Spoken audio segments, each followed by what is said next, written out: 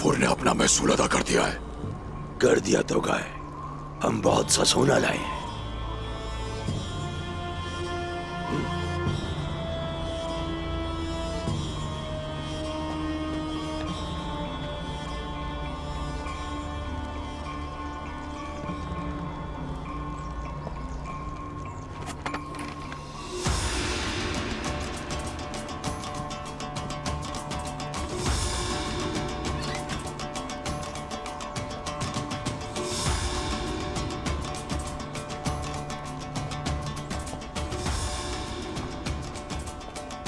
हम इकट्ठे यासून के पास जाएंगे।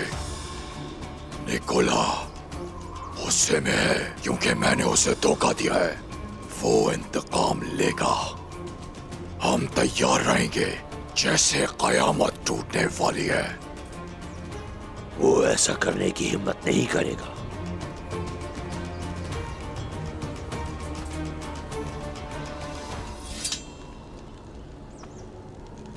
अगर वो निकोला की बात सुनता है और हमारे खिलाफ खेल खेलता है तो ये उसका आखिरी हरबा होगा।